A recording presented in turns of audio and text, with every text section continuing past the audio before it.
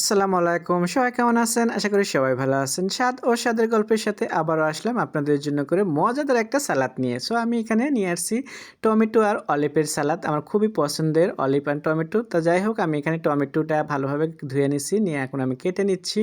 লম্বা, লম্বা করে কুচি করে আমি টমেটোটা কেটে নেব এভাবে দেখতেই পারছেন। তো টমেটোর সালাদের জন্য করে আমার থাকবে হলো লাস্টে ধনের পাতা। তো যাই হোক কেমনভাবে আমি এখানে সালাদটা বানাচ্ছি আপনারা অবশ্যই দেখেন তাহলেই বুঝতে পারবেন যে আমার সালাদের এটা আমার কিন্তু খুবই পছন্দ এই স্যালাডটাকে আমি টমেটো এই জন্য করে আমি প্রায় বানাই আমরা এটাকে শসা ছাড়া। তো যাই হোক আজকেরটা একটু ভিন্ন রকমের আপনাদেরকে অলিভ দিয়ে দেখাচ্ছি। তো আমি টমেটোটা কাটা হয়ে গেলে আমি এখানে নিয়ে নিচ্ছি কিছু অলিভ। তো অলিভটাকেও আমি এখন 2 ফালটা করে আমি এটাকে কেটে নেব। তো 2 ফালটা করে কেটে নেওয়ার পরে আপনি দেখতেই পারছেন যে আমি বেশ কিছু অলিভ দিলাম এখানে। তো এটা কিন্তু আমি জানি অনেকেরই অলিভটাও পছন্দ। তো যাই হোক ধনেপাতা তো সালাতে না থাকলে তো সালাতের কোনো মজাই লাগে না আমার কাছে। তো এর জন্য আমি বেশি বেশি করে ধনেপাতা দিই, সেটা সালাতে হোক, ভাজিতে হোক আর সবজিতে হোক। তো আমি এইভাবে ধনেপাতা তা আমার মতো ধনেপাতা কেরো কেরো খান তারা অবশ্যই জানাবেন এখানে কমেন্টের মাধ্যমে। তো ধনেপাতাটাও আমি কেটে নিলাম এইভাবে দেখতেই পাচ্ছেন কুচি করে।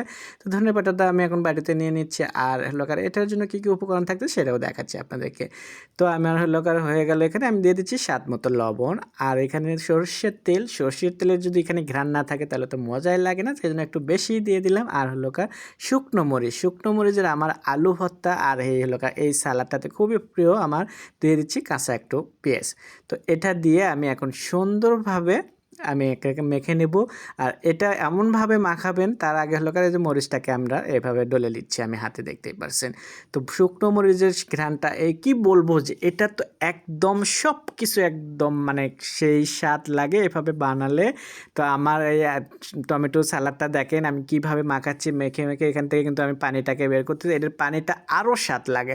আশা করি আপনাদের ভালো লাগবে। আর আপনাদের ভালো লাগলে বাসায় এইভাবে একবার হলেও বানাবেন। বাসায় যে সদস্যগুলো আছে আপনার তারা খেয়ে দিয়ে আপনার প্রশংসা তো করবে। আর আমার ভিডিওটা ভালো লাগলে লাইক কমেন্ট শেয়ার করবেন। আর সবাই ভালো থাকবেন। আর আমি এখন আপনাদেরকে দেখাবো পরিবেশন করে। তো পরিবেশনটাও যদি সুন্দর হয় তাহলে খেতে কার ভালো লাগবে না, দেখতেই পারছেন। ওয়াও! আমি আপনাদের জন্য করে এরকম ভিডিও নিয়ে আসলাম। আশা করি আপনাদের খুবই ভালো লাগবে। ভালো থাকবেন সবাই। আল্লাহ হাফেজ।